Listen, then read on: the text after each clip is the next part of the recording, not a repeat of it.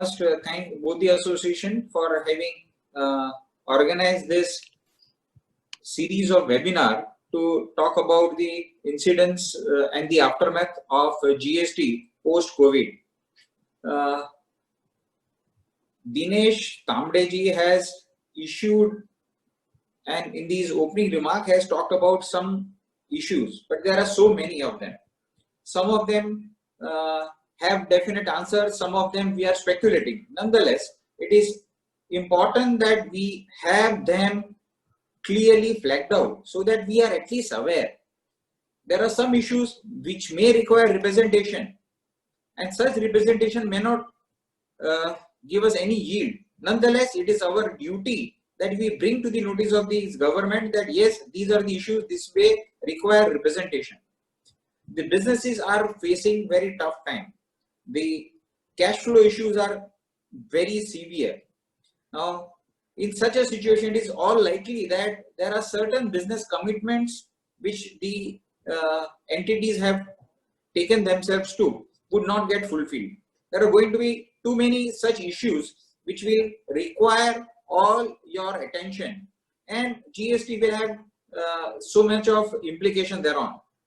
Now, in this presentation, my friend Aditya has jotted down very elaborate sort of presentation in which he has collected and collated several issues. Since we had opportunity, I and Aditya, to interact, several issues have been brought about after our internal communication. So I believe that has helped us to put up a very concise presentation to bring to your notices. Now, the first part of the presentation, I understand, is basically the relief measure as it is made out, given by the government for the compliances. And thereafter, we are going to analyze various situations, various peculiar business transactions, which will have effect basically on account of this lockdown and the outbreak of COVID. With these opening remarks, I would request Aditya to take over. One sort of what we call meeting rule, I may say that there are several issues which the participants may have it. The format of these webinar also has the opportunity of raising questions. We will welcome them. However, there is a flow of the presenter, and besides that, there are several issues the participants would have it, but they may get addressed at a later stage of the presentation. If that be the case, I would request such questions to be put up in the chat box. I will continuously have a look at it. If there is something which is required to be immediately addressed to, I will request Aditya to hold on for that moment, and we will raise and discuss the issue there. Otherwise, I would rather wish Aditya to have a full run so that the entire flow and the entire presentation is a very sequential one. With this, I believe Aditya is ready. Let's Aditya get the ball rolling. Thank you very much. Thank you very much, sir. Good morning, everyone. I welcome all of you in this virtual workshop of GSTPM and AIFTP. I wish to thank the National President of AIFTP, the West Zone Chairman of AIFTP, as well as the President of GSTPM. I also wish to thank in advance my chairman, who is a very knowledgeable person, and they have given me a chairman who is capable of bringing out the best in you. So, although we had very little time to prepare this for this session, we have managed to cover a lot of issues. One more thing I would like to share with all of you before we begin, that there may be many more issues other than those that we have covered. However, looking at the time constraint, we have time till 1:30, and we would like to stick to the timeline given to us. So we have restricted our presentation to certain specific issues. So it is not that the issues that we are presenting are exhaustive. With this, I'd like to begin. I have segregated my presentation in two parts. First is I was asked to speak on the relief measures that were announced for GST. And the second aspect was the aftermath or the issues that are arising out of these relief notifications, so to say. So the first part, looking at the time, we have decided that most of you must already be aware of the notifications that were issued and the relief measures that have been implemented.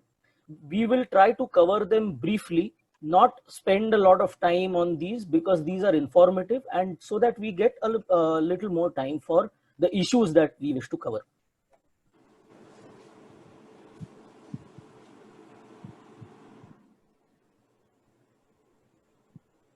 Please give me just 1 minute. Your screen is shared, don't worry. Aditya, your screen is shared. Yeah. Sir, I'm only trying to get that. Okay. Yeah. Get to a stage where I get to see the entire presentation also. Correct. Okay. So now the first part of the relief measures is the conditional reduction or waiver of the interest and late fee for filing GSTR 3B. They have categorized this conditional waiver into three parts for taxpayers whose aggregate turnover in the preceding financial year, that is financial year 18-19, was more than 5 crore rupees. Second, with regard to taxpayers whose turnover was more than 1.5 crores but up to 5 crores, and the third category is less than 1.5 crore. Please note that the first aspect that we are dealing with here, these are not extension of due dates. This is a conditional waiver or reduction of interest and late fee, provided the conditions specified is satisfied. So the summary of this, the provisions of the notification I am presenting to you, sir. All those taxpayers whose turnover in the previous year was more than 5 crore rupees, they have stated that there will be no interest for the first 15 days from the due date. Thereafter, there will be a reduced interest of 9% per annum instead of 18% per annum. Please bear in mind that 18% per annum is under the CGST Act and 18% per annum is under the SGST Act. So this is 9% plus 9%. Therefore, if we look at the actual dates that come up, so for the month of February, the due date was 20th of March, 15 days is 4th of April. So if you file your GSTR 3B and pay your taxes by 4th of April, you will not have to pay any interest. If you file your returns thereafter, you will have to pay interest. In a subsequent slide, I have covered an illustration also. Similarly, you will not have to pay any late fee provided that you file your return or your GSTR 3B on or before 24th of June 2020. Now, this may get a little confusing, so please bear in mind that the condition put by notification is that you must file your GSTR 3B on or before 24th of June 2020 to avail this benefit of waiver of late fee and reduced rate of interest. However, if you file your GSTR 3B after 4th of June, that is on or after 5th of April, I'm sorry, but before 24th of June, you will be eligible to pay interest at a reduced amount. If you file it after 24th of June, you will have to pay interest at the full rate on the entire duration of delay. Moving on to the next category of taxpayers, they have stated that all those taxpayers having turnover more than 1.5 crores but up to 5 crore rupees, the original due dates, now I have only covered the due dates of Maharashtra. We all know that for the sake of not having any load on the GST portal, they have deferred the due dates. For some states, the due date is 22nd, for others it is 24th. So wherever it is 22nd here, it is for Maharashtra. So taxpayers, for those original due date was 22nd, there is no condition as to or reduction of interest in this case. They have simply stated that if these taxpayers file their GSTR 3B on 29th of June for February and March and on or before 30th of June 2020, the interest that will be charged to them will be nil and late fee will also be nil. Again, please bear in mind that if return for the month of April 2020 is filed on 1st of July, then that person will have to pay interest at 18% right from 23rd of May to 1st of July and late fee for the entire duration of delay.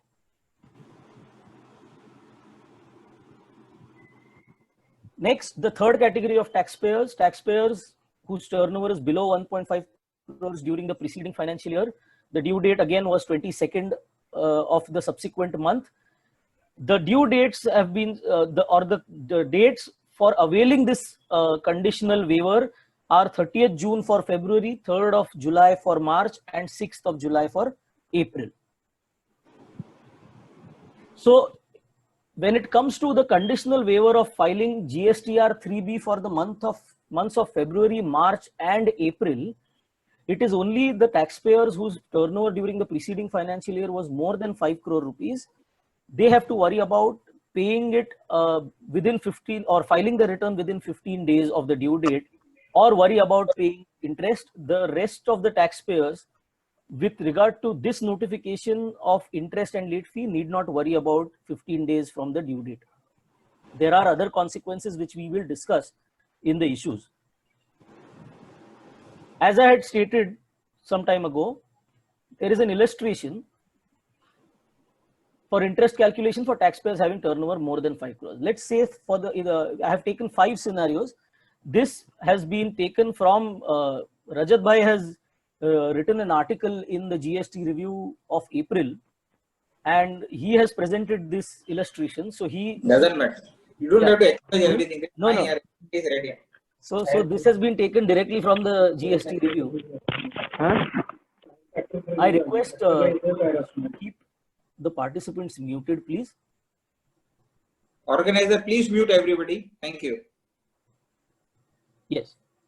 So let's take the first scenario. A taxpayer having turnover more than 5 crores files his GSTR 3B for March. Now, please bear in mind, I have already conveyed that for the month of March, the original due date is 20th of April, and he will not have to pay any interest if he files his return by 5th of May. So, any return filed on 2nd of May, there is a delay of 11 days. Whether the condition for reduced interest is fulfilled? Yes, because he's filing his 3B on or before 24th of June. Since he's filing his return within 15 days, he will not have to pay any interest. If the same return is filed on 20th of May, there is a delay of 30 days. Although the condition for reduced interest is fulfilled, he will have to pay interest for the 15 days at 9% per annum. If he files his return on 20th of June, there is a delay of 61 days. Since he is still filing his return on or before 24th of June, he will be only required to pay interest at a reduced rate of 9% per annum over and above the 15 days, that is the 46 days. If he files the return on 24th of June, which is the last date specified in the notification, even then he is eligible to claim the benefit of reduced interest, and he'll have to pay interest at 9% for 50 days. The last scenario that has been considered is if he files his return on 30th of June, there is a delay of 71 days. Since he has filed his return beyond 24th of June, he is not eligible for the reduced interest benefit, and he will have to pay interest at 18% for the entire duration of delay of 71 days. I hope this is clear. Let's move on. Next part is, we have already covered the conditional waiver of interest and late fee for 3B. We all know that for GSTR 1, there is no interest, but there is a late fee. So this is the conditional waiver of late fee for filing GSTR 1. All those taxpayers who are required to file monthly GSTR 1 and who have not been able to file for the month of March, April, and May. Please bear in mind, for 3B, they have also covered February, but for GSTR 1, the monthly date of February had already passed on the 11th of March. And the lockdown started from 24th of March. So they have only covered March, April, and May tax period. Although the original due dates were 11th of the subsequent month, they have stated that if you file your GSTR 1 on or before 30th of June, you will not have to pay any late fee. For taxpayers required to file quarterly GSTR1 for the quarter ending March 2020, the due date was 30th of April 2020. They have stated again that if you file your GSTR1, quarterly GSTR1 by 30th of June, you will not have to pay any late fee. Again, please bear in mind that if the GSTR1 is filed even on the 1st of July, then the person is required to pay late fee for the entire duration of the delay, right from the due date to the actual date of filing. The next part I am covering in one single table. These are the extension of due dates. What we saw till now was not an extension, but a conditional waiver or reduction. These are the actual extension of due dates. So the due date for GSTR 3B for the month of May has been extended. For taxpayers having turnover more than 5 crore rupees, the original due date was 20th of June. It has been extended to 27th. Taxpayers having turnover up to 5 crore rupees, the original due date for Maharashtra was 22nd. For other states for which it was 24th, there is another date. The extended due date for Maharashtra is 12th of July. Now we come to the composition taxpayers. Composition taxpayers have to file CMP 08 for each quarter declaring their payments of tax. The due date for the last quarter of 1920 was 18th of April. This has been extended to 7th of July. They also have to file GSTR 4 for the entire financial year on or before 30th of April, that is 1 month from the end of the financial year. That date has been extended to 15th of July 2020. Taxpayers who were regular taxpayers who wanted to opt for composition levy during the financial year 2020-21, the provisions of the Act state that the person must apply before the beginning of the financial year. So the last date for this was 31st of March 2020. Aditya, Yes, just, sorry, there is some comment in the chat box. Your last column is not visible. Is it that you have shared a full screen, or what? How it is done? I have started the slideshow and shared the screen, sir. All Is right. it Last visible to column you? is visible. Last column is visible. Only thing is that participant must have opened his this another window also for pictures. Yeah, yeah. For Sir, video, and therefore you cannot see. I You'll have to request minimize whoever, that. yeah, whoever Carry is not able to see the last column, please minimize your video or close the video boxes.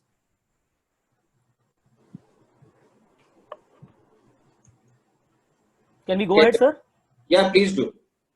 Sir, Okay. with that, I will request Chairman sir to please Yes. note the queries. If you can see the chat box, I the relevant queries. Yeah, if you would note, that would be better if to take up in the end.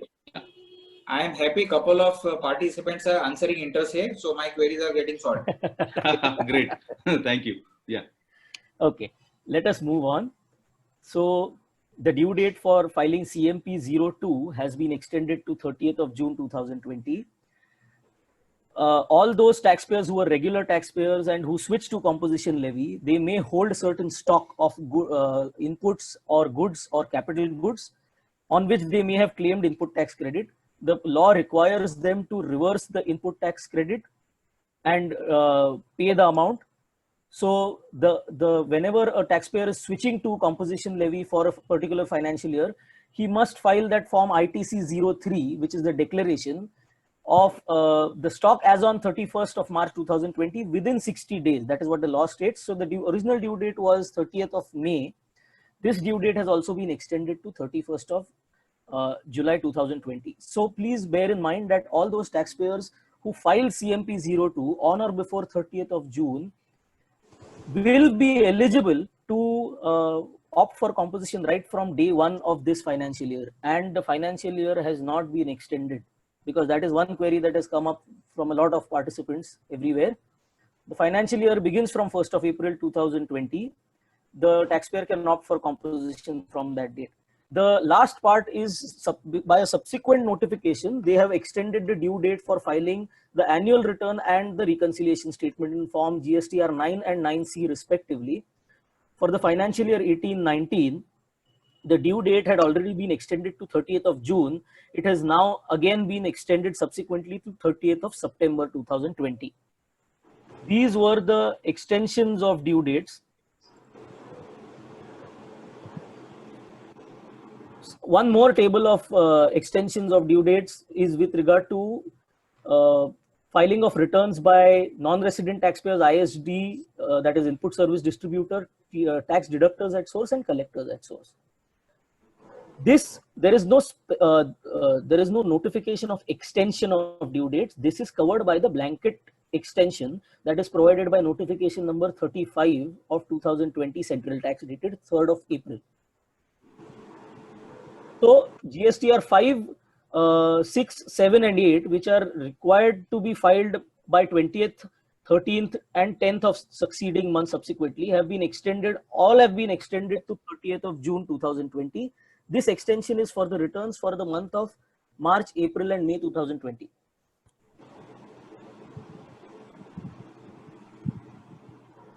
Having covered the extension of due date specific and reduction of or waiver of interest and late fee, I would now like to come to this blanket extension of due dates that has been provided by notification number 35 of 2020, as I just discussed.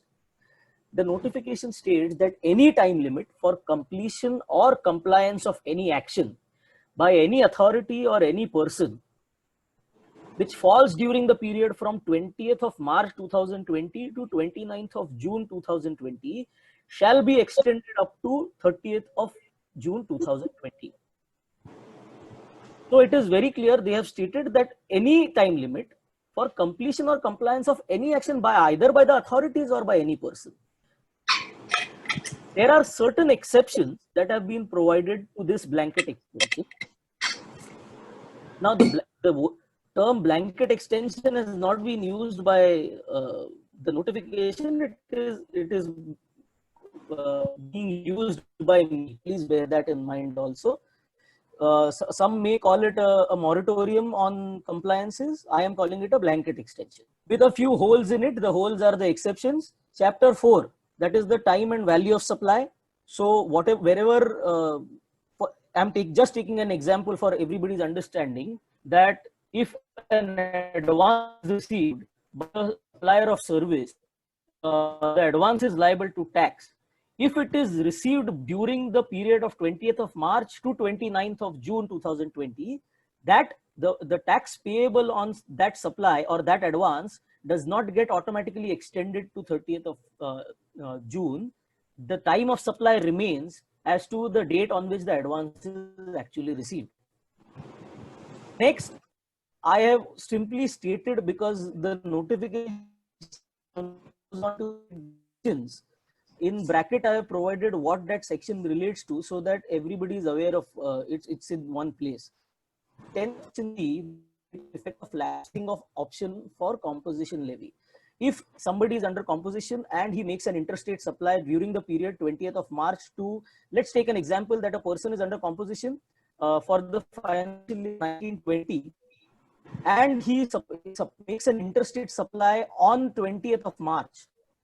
Now, whether Sorry. that, yes, sir. Aditya, do you have any internet issue at your end? Your voice breaks in between. Is it constantly breaking? Not constantly, off late. Earlier it was fine. Okay. Is it that somebody is streaming something in the house and that is why Wi-Fi is getting used? Possibly. No, yeah, but that is the very reason I have not connected to my house Wi-Fi. I have exclusively connected it to my phone's network, which is pretty stable. All right. All right. So, carry on. If there is a problem once again, please let me know, sir. Yeah. Carry on. Till such time you please carry on. Continue. Sorry. Should I repeat any of the part that was? No. Only the last part that you were saying, section 10, 5 that you are trying to refer to. Okay, sir. Okay. Share your screen again. Yeah.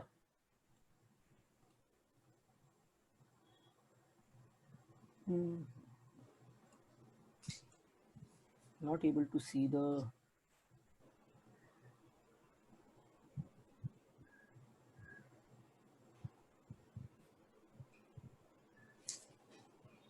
Okay. started from the beginning again. No, it's all right. You push Yeah. back. Huh? So next we come to, so I was talking about 10 subsection 3 date of lapsing for option of composition levy. Any person who makes an interstate supply within this period also, the date is not going to be pushed to 30th of June. He gets out of composition on that date itself. So any person who makes an interstate supply on 20th of March is out of composition on 20th of March. That date does not get extended to 30th of June by virtue of this notification. Section 25 relating to procedure for registration. This was one of the aspects of our representation also, that a person who, let's say, crosses his turnover, crosses 20 lakh rupees, he is a supplier of services. On 21st of March, he is required to make an application for registration within 30 days of becoming liable for registration. That date of within 30 days is not getting extended to 30, has not been, sir, is there any problem in my audio? No, absolutely correct. Go ahead. Okay. So, section 68 relating insofar as e-waybill is concerned, that is what the notification states. So it is interesting to note that by virtue of a notification, they have extended the validity of e-waybills. We will come to that, for an e-waybill which had already been generated. However, section 68 insofar as e-waybill is concerned has not been covered by this blanket extension, which means that if certain goods are moving during this period of lockdown of 20th of March to 29th of June, it is mandatory to generate an e-waybill before the movement commences. No one can say that since there is a lockdown, e-waybill will be prepared later. And any rules which are made under the provisions of the sections which are stated above, all these are under exceptions. So what needs to be carefully noted are these exceptions. And there are one or two issues that are coming out of these exceptions to blanket extension also. We will cover those in issues. A small example is that, for example, there was a discussion on the reversal of IC is required to be made if the payment of consideration is not made within 180 days.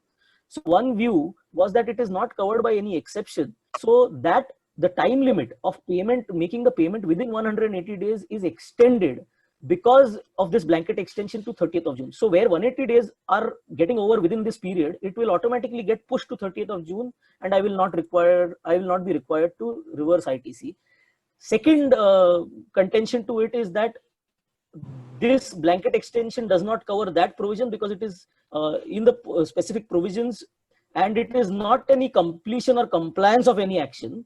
Therefore, it will still be required and a clarification should be issued. So that is one such issue that is coming out of this.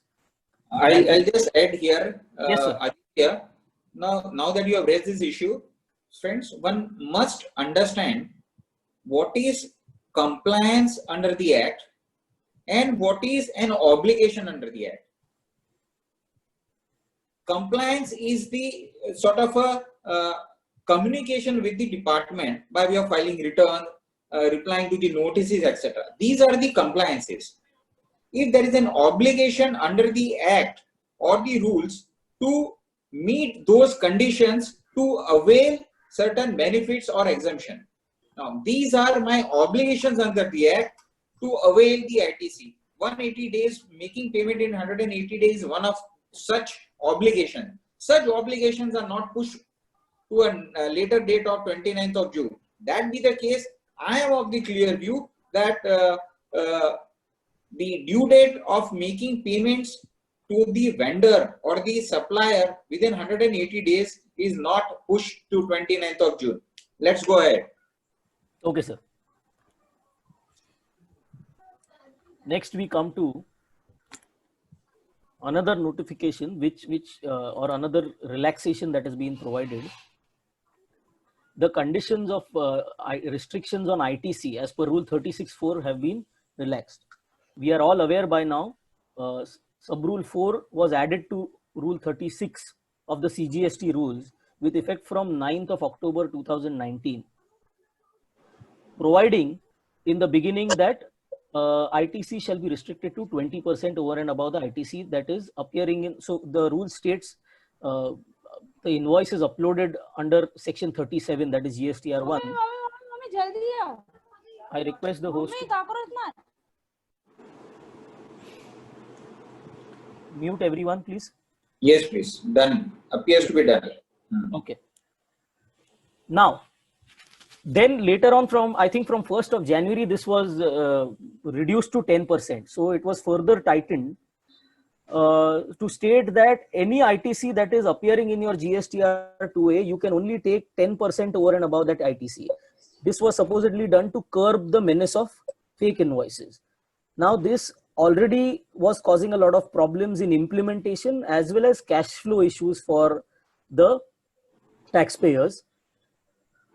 Due to two reasons, this provisions of this rule have been pushed back or relaxed for the time being. One reason being that since the dates for compliance have themselves been relaxed, people will not file their GSTR1 within the time that was expected to be filed, and therefore you cannot expect the taxpayers to view that credit in their 2A. Secondly, that there is cash flow issue. Already there is a cash crunch because of the business being stopped. So this was proposed as a sort of a relaxation for the businesses or incentive.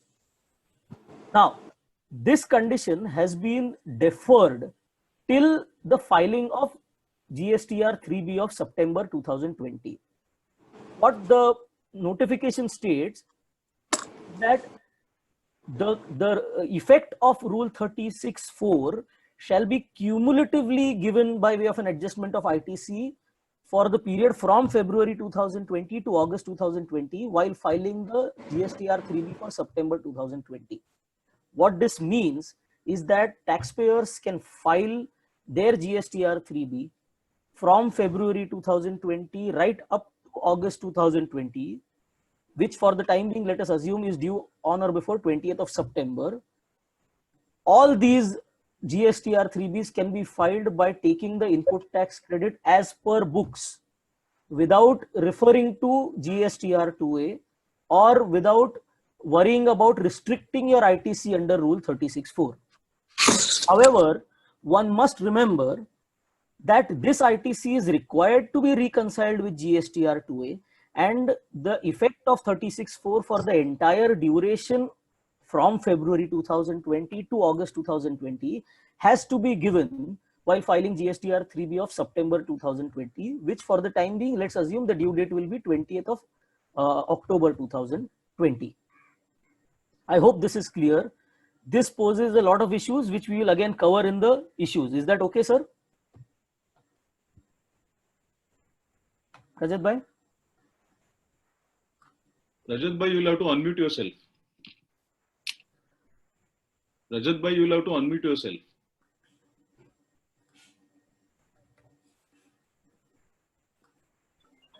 No, Rajat bhai may not be able to unmute himself. The host will have to unmute. The host has barred me also. Now I have done it. Yeah, I have unmuted you, Rajat bhai. Yeah. So can we move ahead, Rajat bhai? Yes, please. Yeah. Next, we come to extension of validity of e-way bills. As I had said in the beginning, the requirement of generation of e-way bill has not been deferred. It's only that there are two notifications with regard to this. Earlier, by way of notification number 35, they stated that validity of any e-way bill that has already been generated and which is expiring during the period 20th of April to 15th of 20th of March to 15th of April 2020, this validity will be automatically or deemed to be extended to 30th of April. So wherever an e-way bill had been already generated and the validity was expiring during this period, the validity was extended to 30th of April.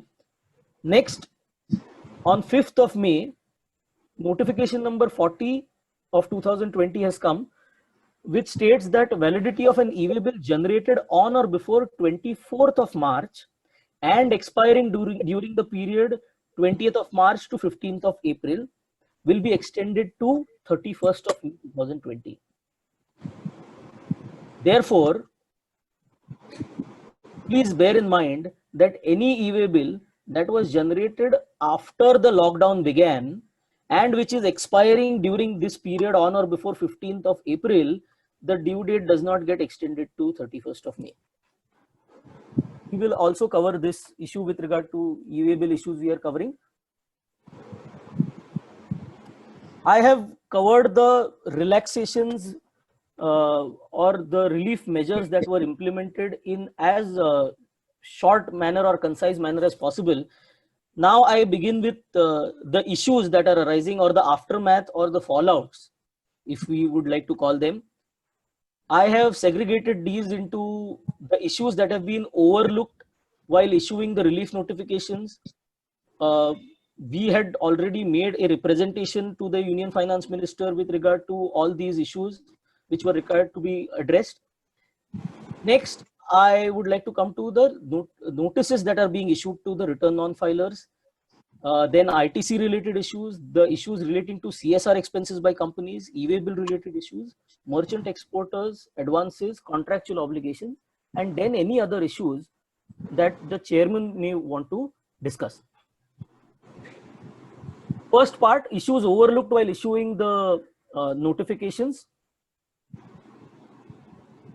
They have not enabled the verification of returns and other forms using EVC in all cases. Now, after this representation was made, the latest development is that they allowed filing of GSTR 3B for companies and LLPs using digital signature. I'm sorry, using OTP, that is EVC, electronic verification code. However, they have still not enabled filing of other forms using EVC for these companies and LLPs. We have also represented to them that all those companies who still may not have filed their annual returns or reconciliation statements for 17-18, those who may want to file refund applications, those who may want to file applications for letters of undertaking, all these applications will not get filed using EVC. So all those applications also need to be enabled. Next, the period of lockdown should be excluded from the calculation of delay for the purposes of levy of interest and late fee for the compliances which have not been covered by the relief notifications. Again, I will take the same example for many of the taxpayers who may not have filed their annual return and the reconciliation statement for 17-18. The due date has passed on 7th of February. They may be they may have been in the process of filing when the lockdown was announced. Now they are not able to file. They may have made certain provisions for filing the returns from home, or they may file them after the lockdown gets over. Now our request was that since the lockdown is not caused by any of their fault, the period of lockdown should be at least excluded from the period of delay for the purposes of calculation of interest and late fee. However, I would like to tell you that in one of the service cell meetings when this was raised, the CGST department officials stated that this is not possible because the due date had already passed on 7th of February. Next, amending or updating GSTR 1 for the financial year 1920. We all are aware that the due date for this is the due date for filing the return for the month of September of 2020. Since the date may not come in the period of lockdown, but since the taxpayers have lost this much time to go through their accounts and review what are the mistakes and contact their suppliers for correcting their GSTR 1 or correcting their own GSTR 1, this date also needs to be extended by a substantial period. Similarly, time limit for claiming input tax credit, again the due date is same. This date also needs to be extended because the companies have not, or the taxpayers, all the taxpayers have not been able to scrutinize their input tax credit data and arrive at their correct claims. Next, this is a strong demand that has been made again by us that GSTR 3B should be allowed to be filed without payment of tax as is declared in the return. What we call as a payable return must be allowed we have also pointed out to them, quoting the minutes of their own agenda of their meeting, I think of the 31st GST Council meeting. 29th. No, sir, 31st, I think, council meeting. Doesn't matter. Yeah, the agenda states, which was put forth by the law committee, clearly states that although the law provides for filing a payable return, the portal as of now does not allow for filing such a return. So, pointing their own discussion made in the GST Council meeting, we have stated that it is high time that the portal needs to be amended.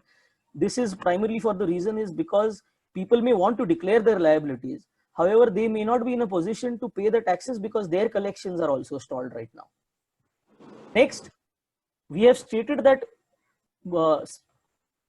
where the lockdown and the pandemic has affected the entire world and our entire nation without discriminating between rich or poor, why has the council discriminated between taxpayers who are more than 5 crores and less than 5 crores?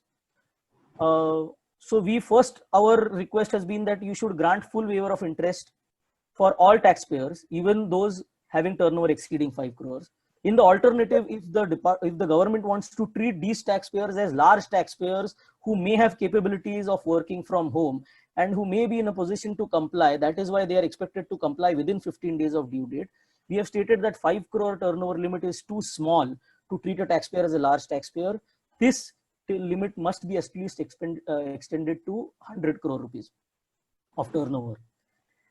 We have also stated that we have already discussed this 180 days time limit relaxation. We have stated that it may not be covered by this blanket extension. So a separate notification or clarification should be issued extending this time limit.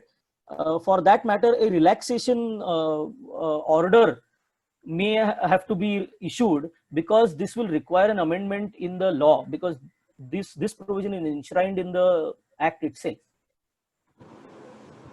Next, we have stated that an application, the relaxation should be provided for application of provisions of section 143(3). As we are all aware, section 143 deals with job work related provisions. Subsection 3 states that subsection 1 provides for the time limits where the inputs must come back to the principal or must be supplied from the premise of the job worker within 1 year and the capital goods within 3 years. Subsection 3 provides for consequences if the time limits have not been adhered to. We have stated that in view of this unprecedented situation, these time limits must also be relaxed. Next, although the TDS taxpayers who have to deduct and pay the tax deducted at source, the due date has been extended to 30th of June. However, for the month of May, the due date for large taxpayers within 15 days, I think will come to somewhere before the due date, that is 30th of June. I think it comes to 24th or something. That is where the GSTR 3B relaxation gets over. Therefore, we have stated that the large taxpayers will not be in a position to claim the TDS credit. Therefore, this needs to be addressed and the due date for this May return has to be extended at least for the large taxpayers. Aditya, Yes, sir. just to say that these issues which are overlooked, as we call them, are the issues which are also part of my fallouts of the COVID-19 and the lockdown. Yes. Now, these should have been addressed. The representations have gone. But nonetheless, at this juncture, the participants and the businesses must know that these are the issues which are going to be faced by you, and whatever are the necessary steps needs to be taken, they ought to be taken. That is what it is. So these are also the issues which one has to be aware of and take necessary steps.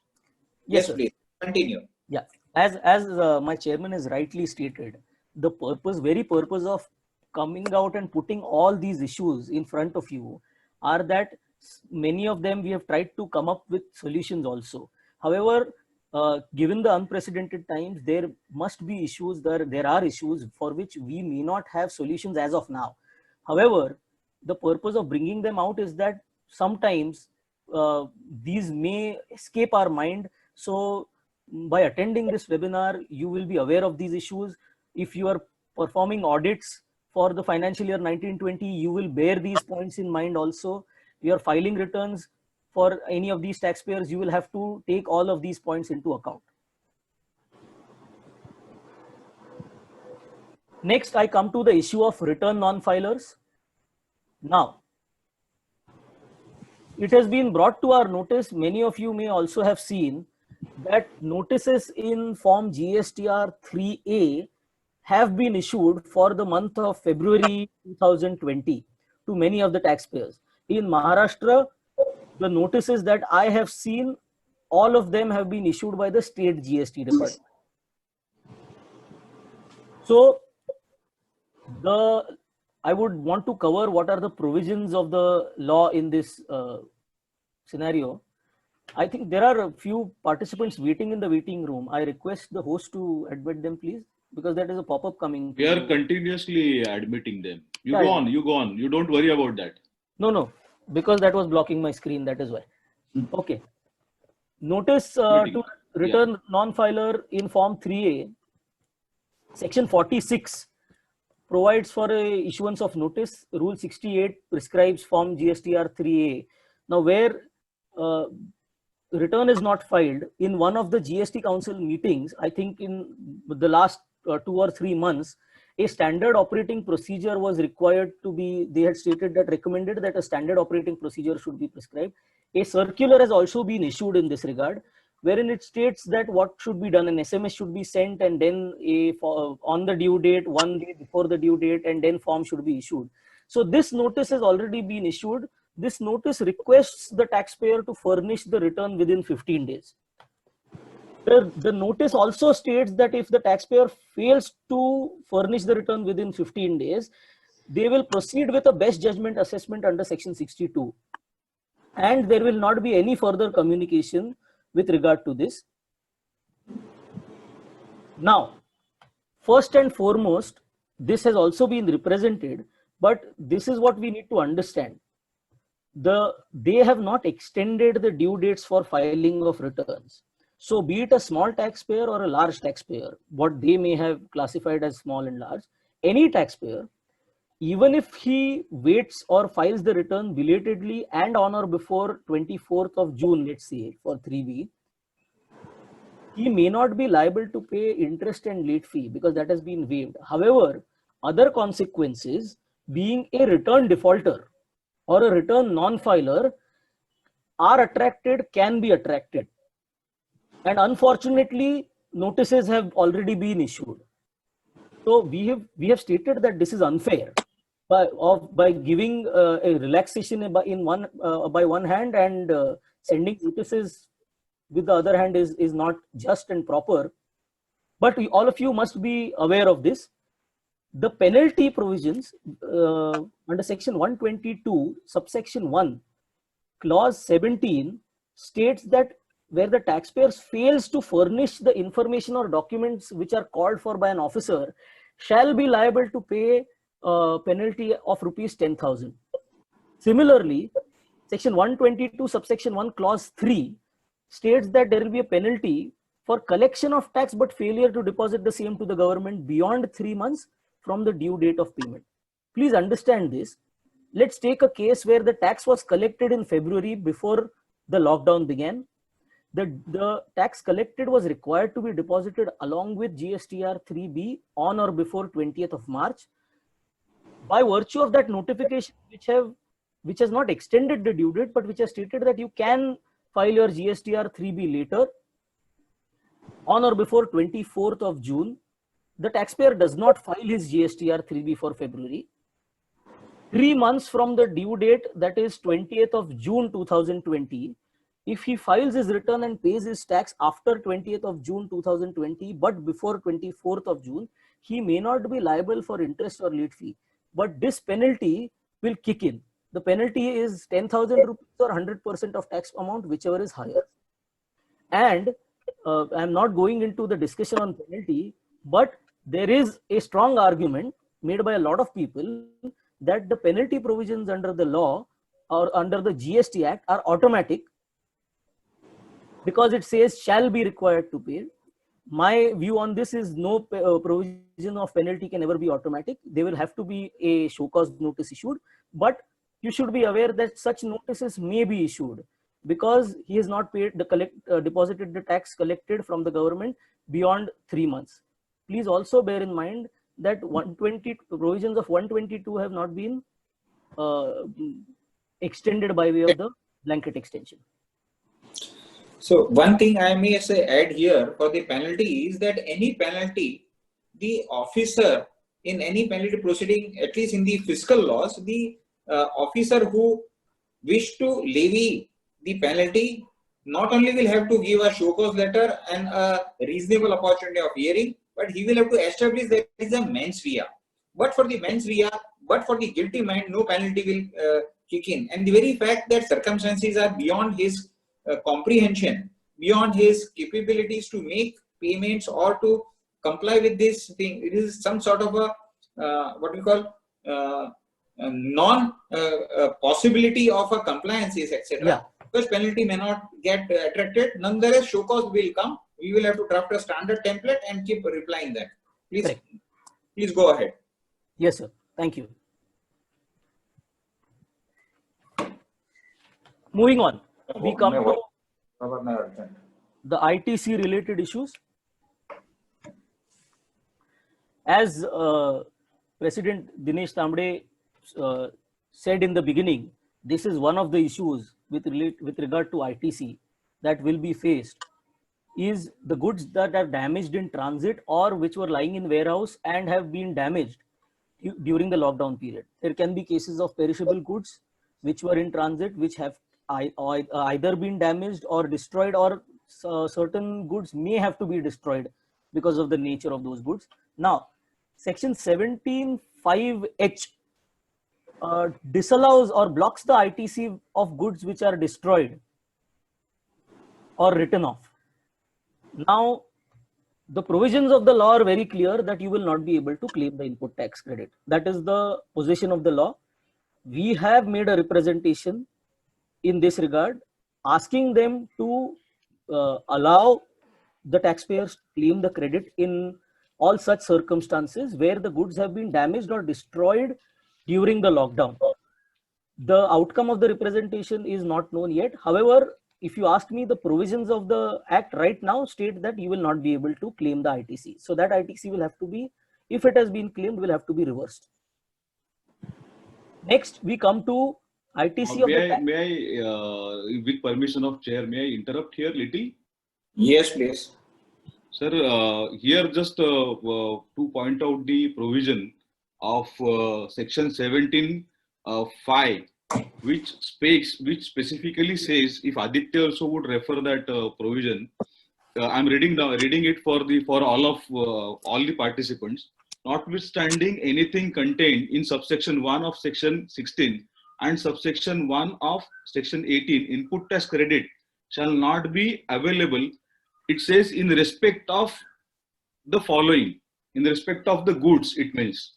In respect of the goods means whether it is in respect of raw material or in respect of finished goods. If I am purchasing raw material and my goods was in transit, the finished goods was in transit, then my ITC qua that raw material will be disallowed or finished goods. If I am trader, it is okay, this will attract. But if I am manufacturer and my finished goods is destroyed, will my ITC in respect of raw material will be disallowed? That is a question. Sir, here may take, this is what, yeah. Uh, can I just cite one judgment and then... so if you're talking about Swastik Tobacco, yeah, Swastik I am covering tobacco. it in the next slide. Yeah, okay, fine. Thank you. So, next we come to ITC. So, the issue that has been raised by Mr. Dinesh Tamde is a very relevant one. I will only deal with it in the next slide because I will combine two issues with regard to the same problem. Next, let's come to ITC of tax paid on goods which have not been delivered due to lockdown. I will give you an example. Let's say I'm an importer of goods. I have imported certain goods. The goods are lying either at the customs authorities or with the CHA. Because of this lockdown, the goods have not been, or they may have been, the bill of entry has been made. I have paid the taxes, I have cleared my dues. But because the situation is such that the goods have not moved from there and I have not received those goods yet, can I claim the input tax credit of such goods? According to me, no, because the conditions of claiming ITC under section 16 clearly state that the claimant should have actually received these goods. Now, you may have cleared the goods, you may have paid the duties, but that is only constructive receipt of the goods. You have actually not received the goods. One of my clients argued in this that I have paid the taxes, I am in possession of the bill of entry, what is the problem? The simple question I asked him is that, are the goods in your possession? They are with the CHA. What if the something happens to those goods? They are not in your control. You may have abundant safety precautions in your warehouse. You don't know what precautions the CHA is taking. If something happens to those goods, will you be able to claim the ITC? He said no, because the goods are destroyed, I cannot claim the ITC. Then why not claim the ITC only when you have actually received the goods in your hand?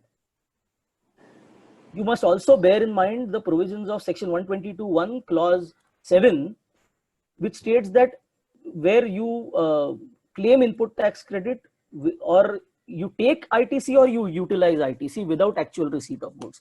So even if you may not have utilized that ITC, but you claim that ITC in the 3B for the month of March without actually receiving the goods, or when you actually receive the goods, let's say in April or May, you cannot claim that input tax credit in the month of March. Moving on to another issue, input tax credit of the tax paid on premium paid for health insurance of employees.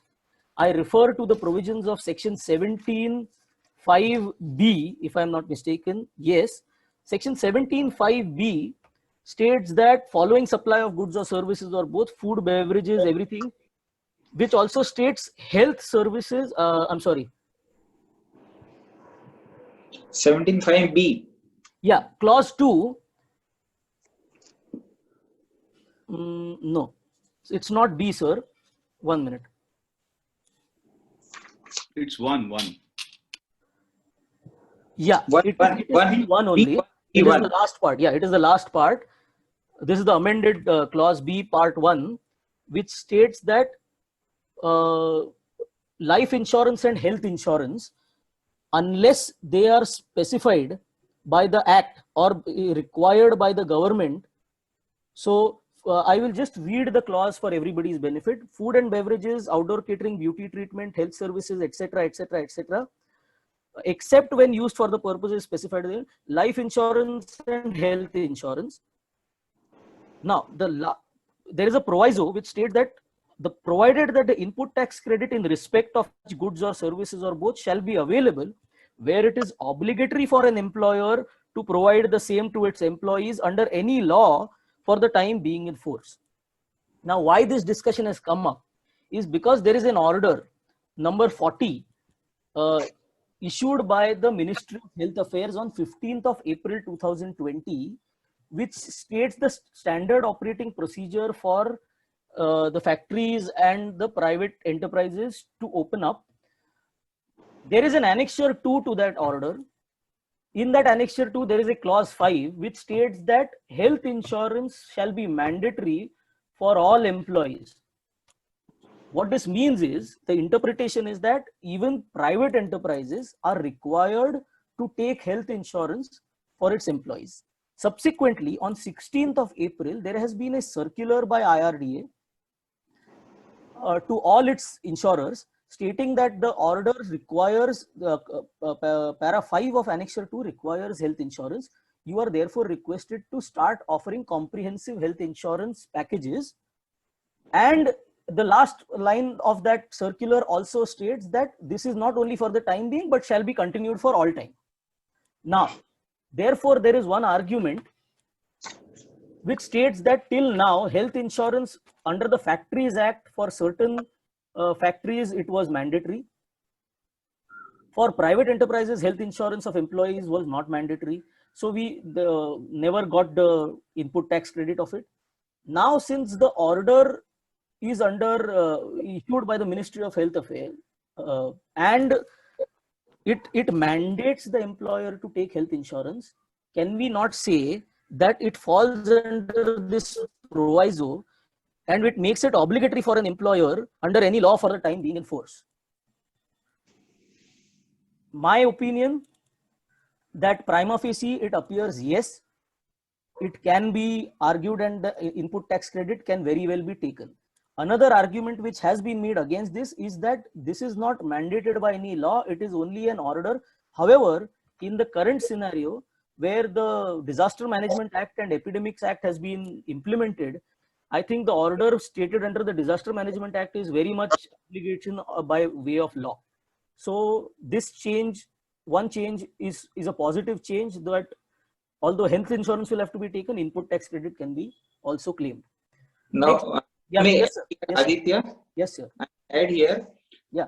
I concur with Aditya's view that in the view of the Disaster Management Act being invoked and specific order is issued, it is an order issued under a statute. That being the case, that is the obligation under any other law, if you were to interpret the phrase. The second point is the word health insurance is mentioned, whereas in the order it is mentioned as medical insurance. Correct. Now, is there any difference between the two, or would it make any second thought? Would it require any second thought on the allowance of ITC? Now, I happen to go through one of the proposals which the insurance company has shared for the purpose of this thing. They use the word health insurance. Of Correct. course, what email I have seen is from a broker who has used the word health insurance. I have not seen the policy which is issued in the present scenario. But I believe that the insurance broker would have also correctly picked up the phrase as health insurance, because that is the health insurance of the employees which may get impacted and may require the insured to approach the insurance company for a compensation. So that is the objective, and that I believe is nothing but the health insurance only. So medical insurance or health insurance I believe are the same words differently used. Carry on. Yes, sir, I agree. And even under apna income tax ka 80D, it is the medical insurance, health insurance is, I think, interchangeably used. So it is safe to say that it is health insurance and medical insurance would remain the same. Next, I move to ITC mismatch exercise under Rule 36(4). We already saw that there is a relaxation provided under ITC restriction under 36(4) from the return for the month of February to August. However, the provisions have come into force in October 2019, from 9th of October 2019. We are all aware that many of the taxpayers have not been able to implement this. Most of them are either not following 36(4) provisions or are following it in a hybrid manner, that they are only claiming what is appearing in GSTR 2A, or for some even in our office or the practitioner's office, we are following hybrid systems of claiming ITC as per 2A for certain clients who are not able to provide data for 36(4). There may be certain clients who may have taken softwares now to comply with 36(4). The point is that this whole exercise from October to February was still going on. People were still adapting. People were still trying to cover up each month in subsequent returns. This whole exercise, because offices have closed, because there is disruption, this whole exercise has gone for a toss. Please bear in mind that the provisions are still applicable. So along with calculating the ITC as per 36(4) from February to August, during the month of September, one must remember that right from the month of October, these provisions are applicable and this calculation has to be completed. One more thing that issue that comes up with this 36(4), I will cover here itself.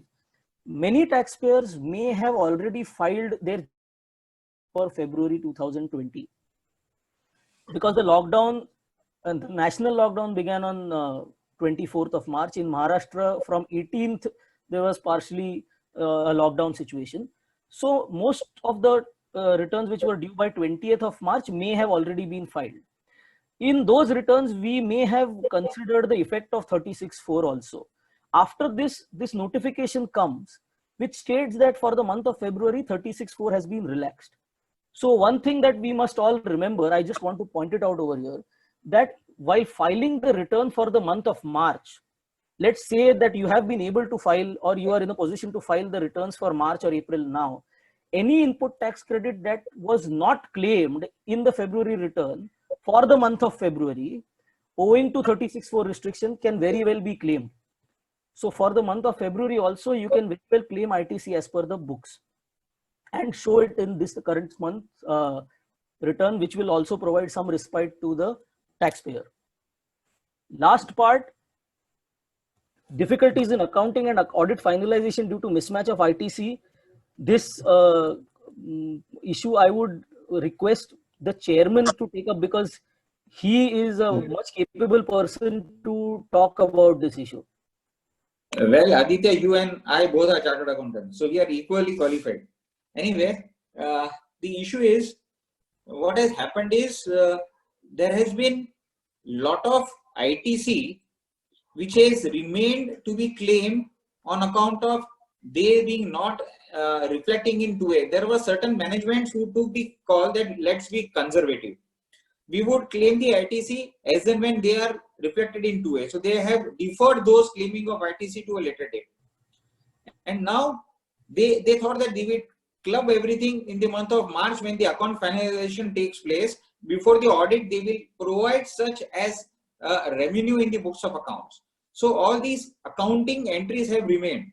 Now, one would say that there still accounts are still yet to be finalized. They are yet to be getting audited. Those dates are still far. So by the time the March accounts are March 20 accounts are closed, they will be accounting for the same.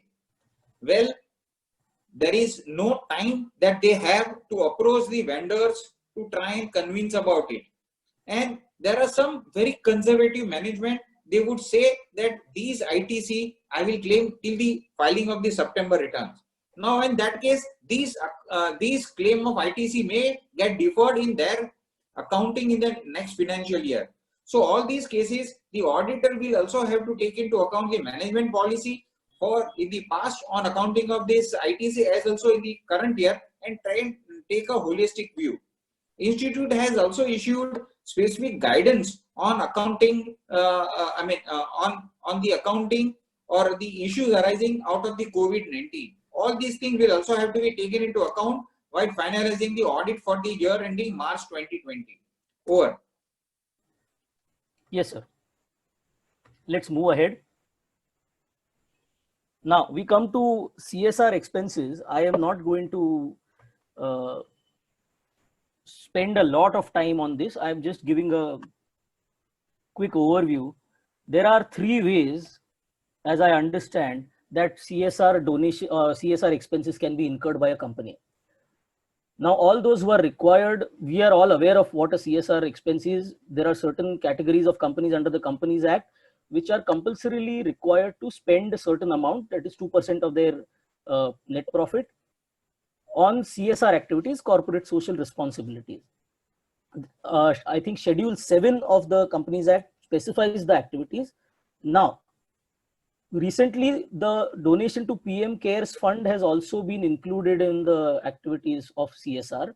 So one way of covering the CSR expenses is to make a donation to the to any of the funds specified, such as a PM CARES Fund.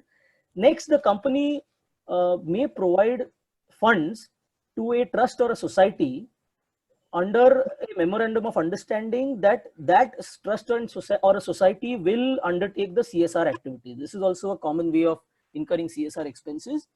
And third is that the company itself supplies goods or services to the beneficiaries which may be free of cost, or at a reduced price. Now, what are the implications of GST on this?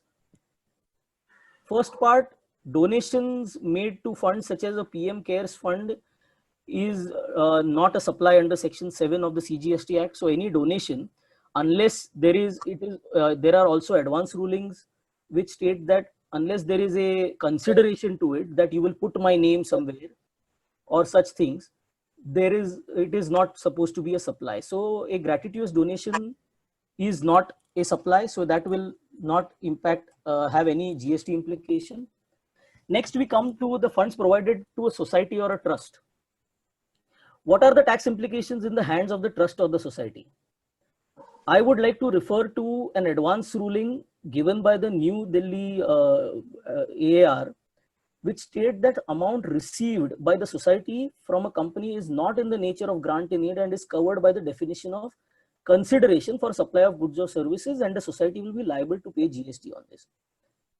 In this case, the company was providing funds to the society, which was undertaking the infrastructure development of certain villages on behalf of the company, and the company was claiming this as their CSR expense. The question that, among many questions, one of the questions was that, is the funds received from the company by the society are consideration for supply, and is it liable to tax? The AAR has held that yes, it is liable to tax. Next, we come to the ITC implication in the hands of the company. Recently, in 2018, the Mumbai Sestat has given a ruling in the case of SL Propack that CSR is an input service in relation to business and CENVAT credit shall be available. So, considering this, one may say that even if tax is charged by a trust or a society, I am not going into the other part of the Calcutta Club case, whether the society is or club is required to be registered itself. Let's take that even if the society is liable to charge tax on this, the company is very much allowed to claim the input tax credit. The last part is goods or services supplied by company to beneficiaries free of cost. This I would like to segregate into two aspects, where company supplies goods which are manufactured by it to beneficiaries, and second part is where the company purchases certain goods and gives these goods to beneficiaries free of cost. Swastik Tobacco Factory clearly says this was a case in excise. Under excise, they have stated that in respect of. So while giving the judgment, which was with regard to raw materials purchased and goods manufactured out of it.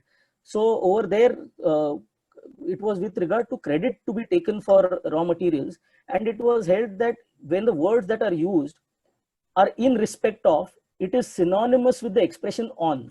So under Swastik Tobacco, it was stated that only those goods which are purchased, you will be able to do it. Or raw materials that are purchased and converted into finished goods, it is not on the raw materials. Therefore, you cannot. Using the similar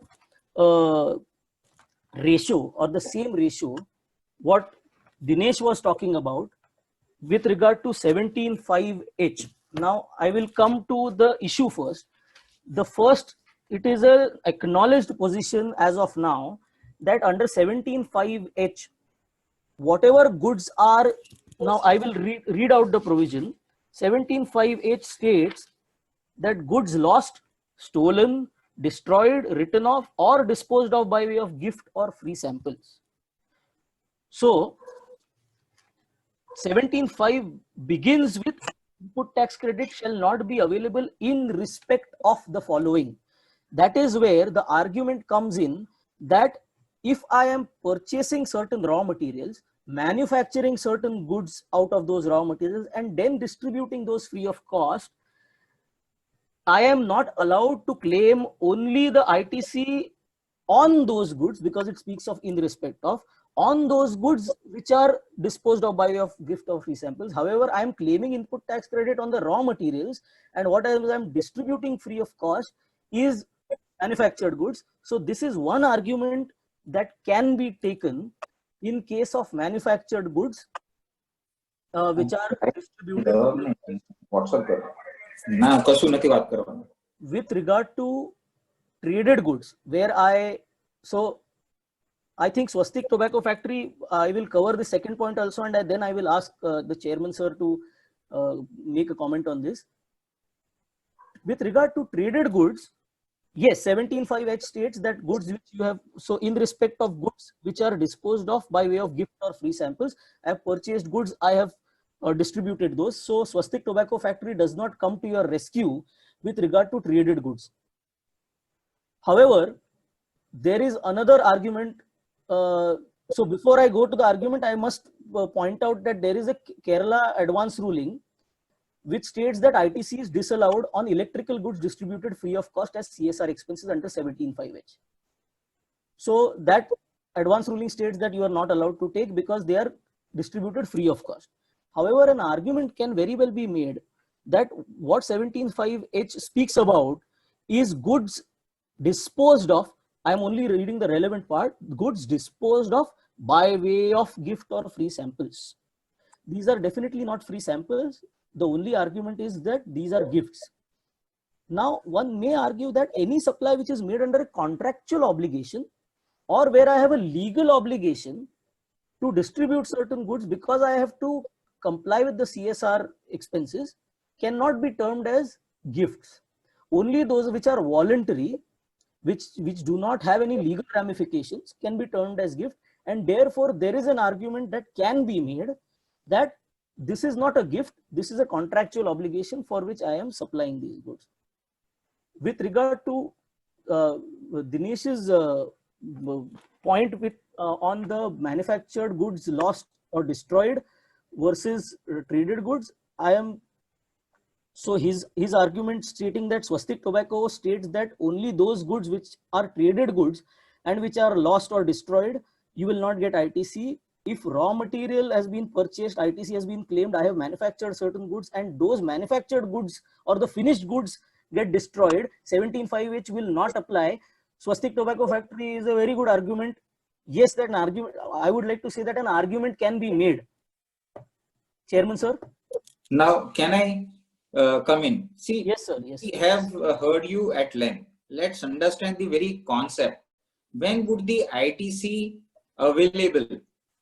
The input goods or input services. I will not touch upon input services for the simple reason now we are talking about goods. Yes, and 17(5) talks about goods only, not services. Now, the 17(5) when the ITC is available, when the input goods or input services are for the purposes of business or for furtherance of business.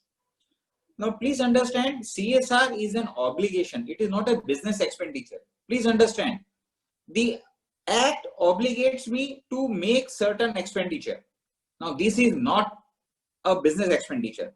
One would say that this is akin to meeting the requirement of the pollution control board's direction that I must have an effluent treatment plant. Is that plant not my obligation under another act to enable me to continue my business of production and treat the effluent?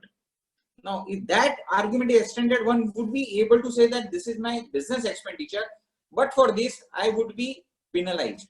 Now, here, there would be a penalty. There is no cessation of running a business. But in case of pollution control, my factory will be shut. So, I cannot directly compare the two. But there is a good parallel to raise an argument. Firstly, for that reason, I say that such expenses for CSR are not a business expenditure. Coming back to reading the Swastik Tobacco in respect of is synonymous with on, what I'm trying to read is this. The excise laws was in respect of levy of duty on manufacture. In that respect, all the interpretations were made considering what is used in the manufacture and what would the SANVAT credit be available of.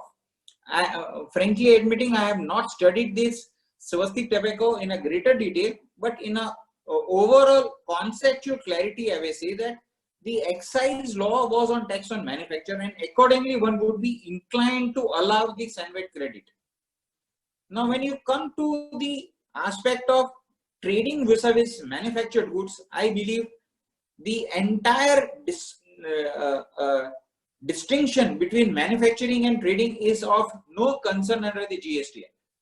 These are treated equally, but for a peculiar treatment required, there is no separate treatment given to manufactured goods or trading goods in the entire enactment. So I believe that argument and that theory need not be stretched further on those accounts.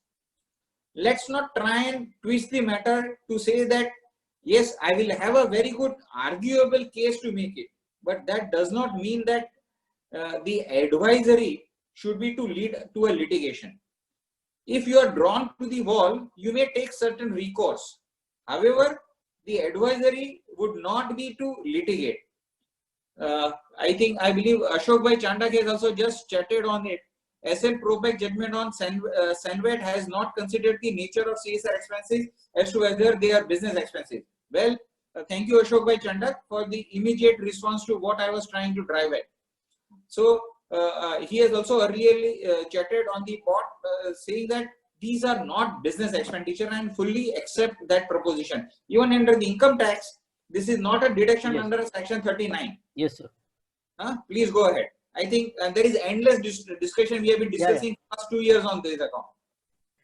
So one view of it was put, and I rightly put it because I got both sides of the argument very well. And besides that, it was the president's view. You cannot ignore that. Yes, sir. Next, we come to the e-way bill related issues. First issue that we will consider is e-way bill generated, but goods have not been dispatched. Let's say that before the lockdown began, I am required to generate an e-way bill on or before the movement of goods commences. So I may have generated an e-way bill on 23rd of March, and on 24th of March, nationwide lockdown was announced. So I cannot move those goods. The goods have not been dispatched. The e-way bill may have been the validity. Now, please bear in mind that the validity of an e-way bill generated on 23rd of March will not get will get extended because it is on or before 24th. So the validity may get extended right up to 31st of May. But what if I am not in a position to move the goods at all till June? What happens with regard to that e-way bill? That e-way bill is going to get eventually expired. I cannot generate another e-way bill based on the same invoice.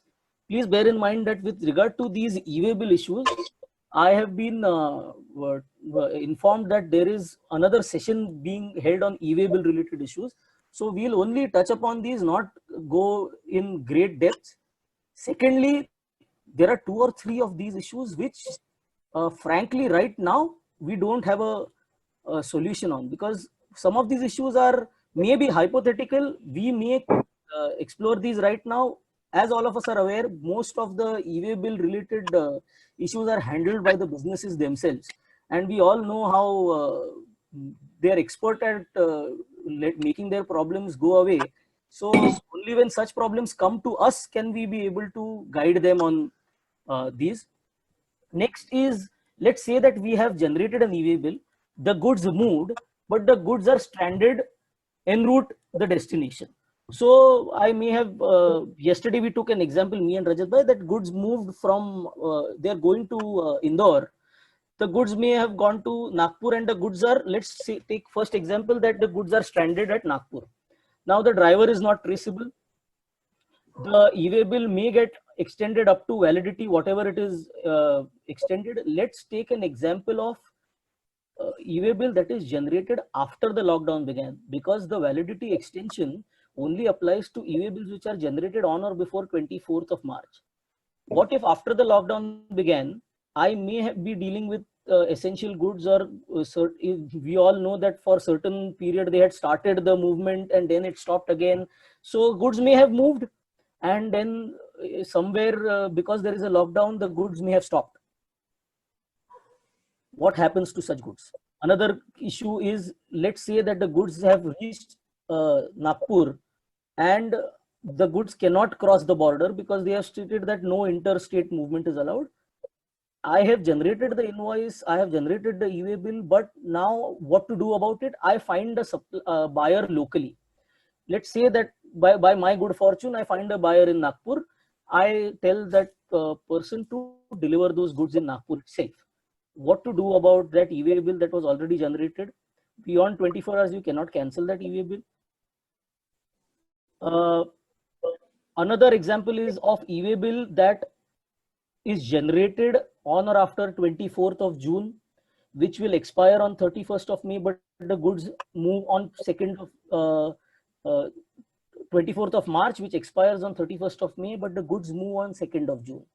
This is a case similar to the first one that I have stated, that after the period of expiry, the goods move. I cannot move the goods. What happens if the goods are caught? The e-way bill has already expired. I cannot generate another e-way bill based on the same invoice. So something with regard to this e-way bill has to be done, which has not been completely addressed as of now. I think primarily because right now there is not a lot of movement happening. So when these issues come up, I think a solution to this will come. Last case that I would like to take in e-way bill issues is a case where the customer refuses to take delivery of goods. Or during this lockdown, what has happened is I may have sold certain goods. Take an example of a construction site. I may have asked my supplier to deliver the goods straight to the site, or I may have sent the goods out. I am a dealer in cement. In the meantime, by the time my goods reach the site, the trains for migrant workers started. The builder lost all the workers that he had. They all went back to their native place. The builder now says that I cannot start work on the site. You please take the goods away, or I may not be willing to give delivery because suddenly the situation has changed, and I am not sure whether I'll recover the amount from this person if I deliver the goods to him. So I want to bring the goods back. What do I do? According to me, this situation is similar to, I am of the opinion that this is similar to a sale return. We have in the past covered cases where an e-way bill is generated, goods move, the recipient inspects the goods and refuses to take the delivery because they do not match a particular standard. In that case, a credit note is prepared by the supplier on the basis of which the transporter brings the goods back. Something like that will have to be done. Chairman sir, do you have anything to add to this e-way bill? Yeah. See, this e-way bill issue, there are n number of permutations and combinations which are expected, or n number of situations which will have. Like you have goods which are en route, and because of the lockdown, the trucks have been stranded and the goods are now stolen. The truck driver has left the vehicle on the highway and has gone out, and the goods are stolen. Or maybe the truck company, the transporter had to locate his vehicles, locate for the new driver, etc. And all these situations happened, and now he discovers that the goods are stolen. Now, all these cases, yes, you will have to come to terms with it. Today, there is no clarity whatsoever about the treatment of this, because once the e-way bill is generated, and if it is not cancelled, it is deemed to be a supply. Now, if it is deemed to be a supply, and if I were to issue a credit note for such non-receipt of goods, this will have to be acknowledged by the recipient. Now, the recipient will say, I have not even seen these goods. How am I to acknowledge your debit note? So, we will have to use your good business sense to convince him to accept my invoice as also my my credit note. And only then you will be able to square off the transaction. If the goods are located, you will have to create a new e-way bill to get these goods back to the location or wherever you want to redirect those goods again. So all these situations, one will have to actually analyze the position, what exactly is. And what Aditya rightly said is, there are so many business decisions the taxpayers will take that will come to our light only when we conduct their GST audits, or when some queries received by us. They would have done so many business decision, they would have taken so many on the spot decisions to keep their business rolling. You and I would not come to know about it. And at times the what we call clients would also come back and say, now that goods have reached the destination, what is that the authority is going to come to know about it? Well, all these answers would also be received by us. We will hear them from the customers or the clients for that reason. So the idea was to try and highlight these issues, not that we know answer for all these questions. Yes, we should be able to at least query the client or the businesses to understand what treatment and how they have responded to these challenges.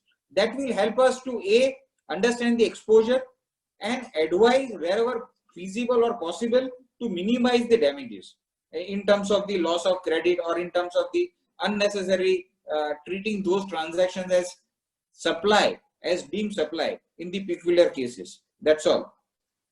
Aditya.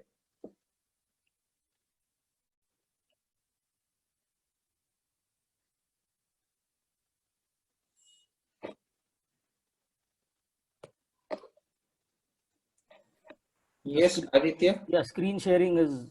Yeah, it has gone. Screen sharing is gone. Yeah. Just 1 minute. Yes.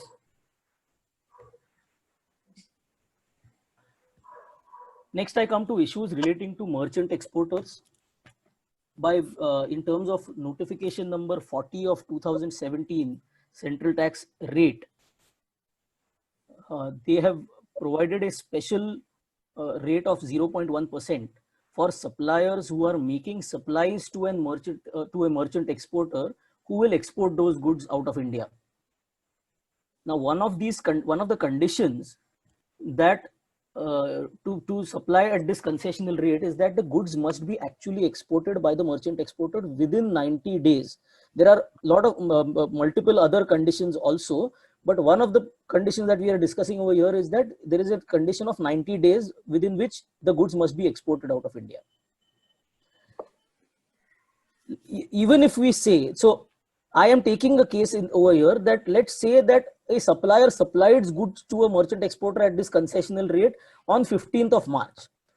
Now, considering 90 days, these goods must be exported on or before 13th of June 2020.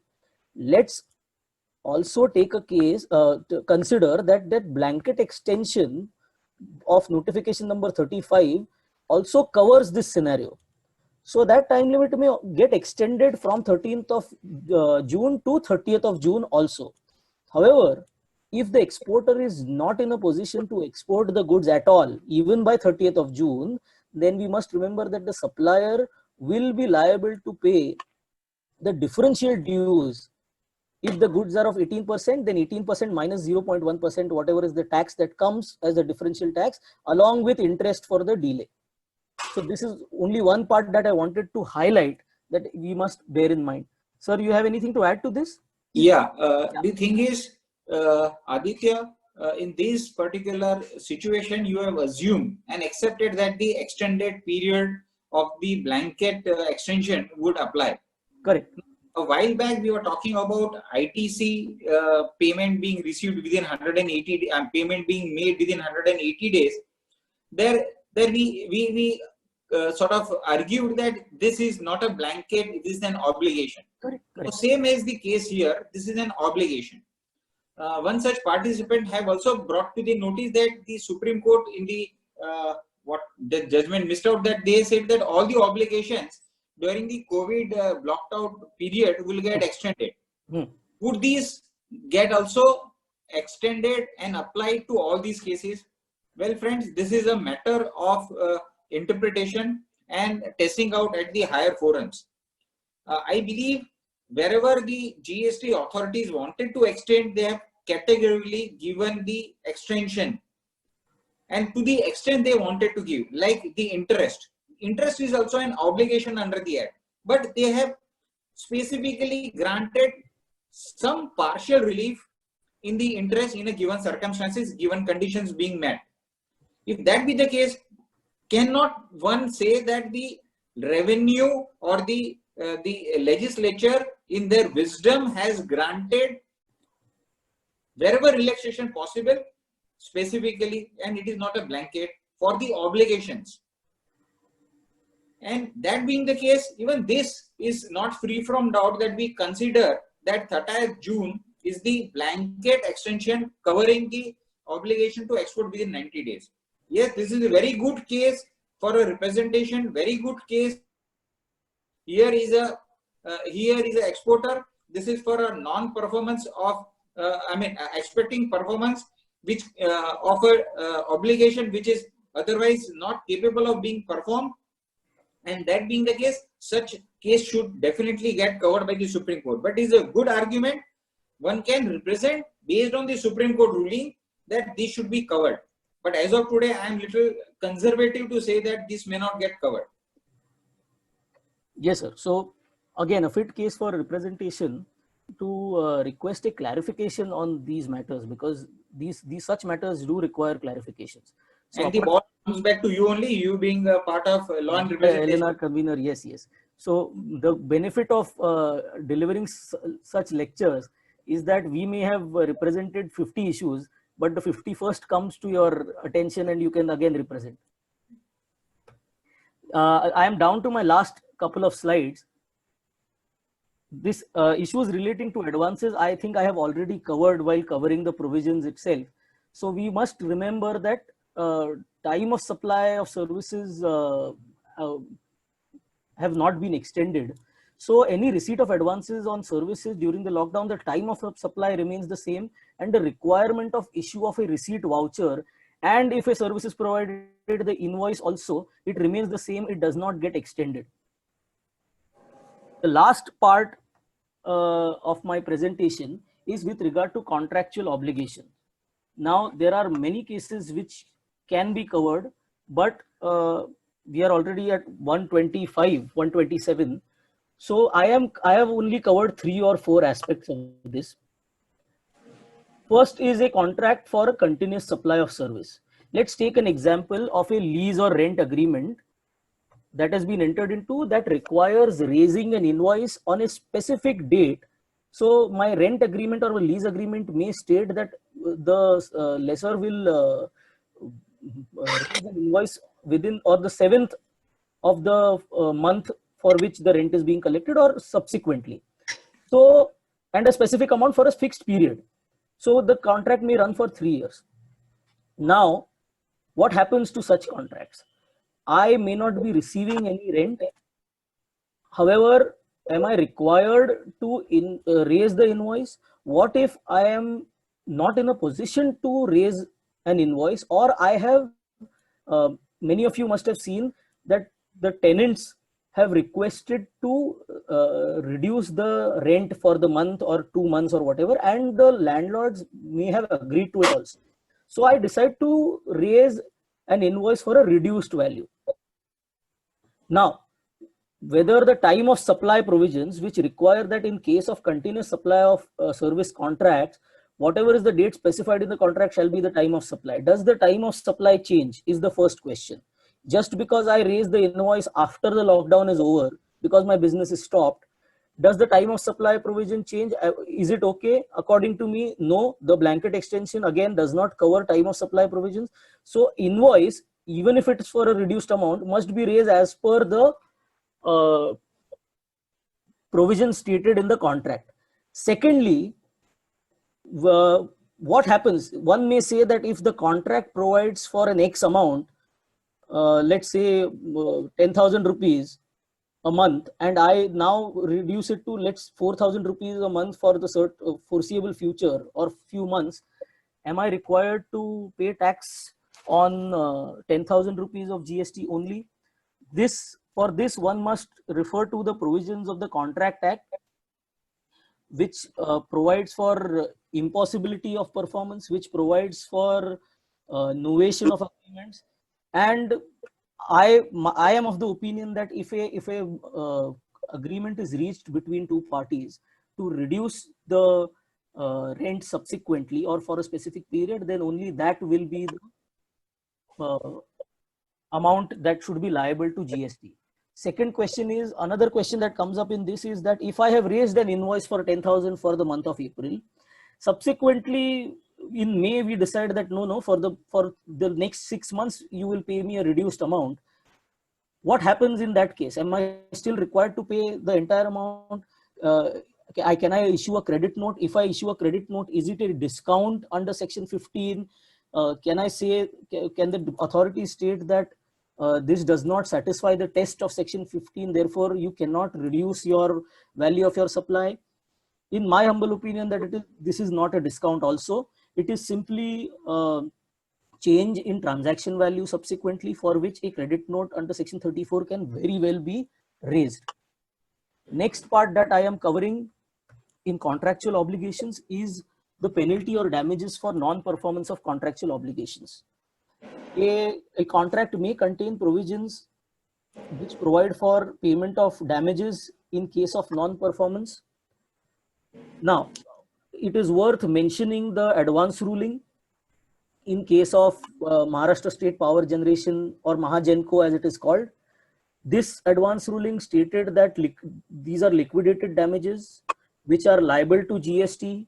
This is an independent supply by the recipient of the goods or services to the supplier, where he is agreeing to an act or abstaining from doing an act. Therefore, this is liable to GST independently.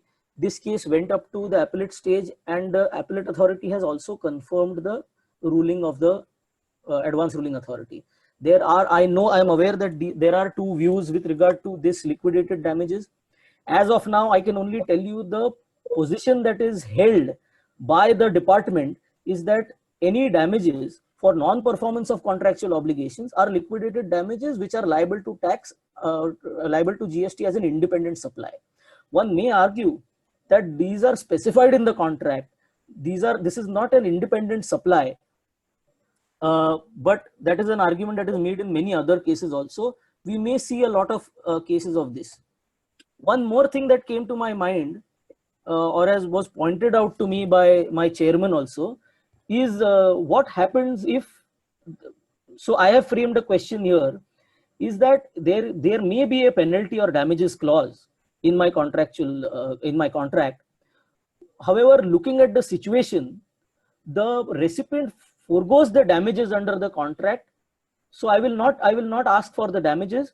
However, there is a contract, let's say, for the supply of goods at a certain rate, and they reach a conclusion that I will not invoke the penalty clause.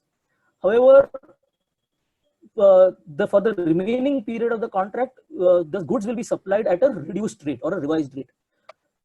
So it's a far-fetched argument, but an argument nonetheless, that can anyone say that the supplier, by not, or rather the recipient of the supply, by not invoking the penalty or damages clause, has also supplied a service because he is agreed to an act or for forbearance of an act, and the consideration for it being the difference in rates that he is getting the benefit for. So this is one question that I would like to, maybe the chairman at the end of this slide may shed some more light on this. Next, we've all been hearing about force majeure clause.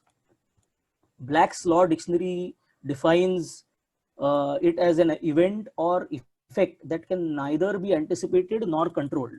So we can call it an act of God or any situation. There are legal rulings which state that what is a force majeure is an impossibility beyond the control of the parties.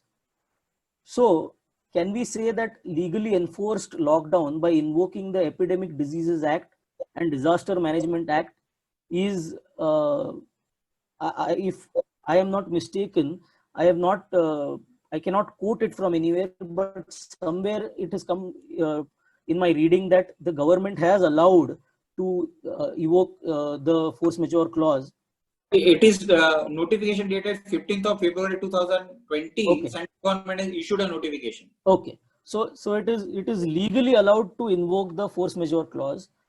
What does it mean is that the parties may not perform their duties in the contract. However, the contract will not be void.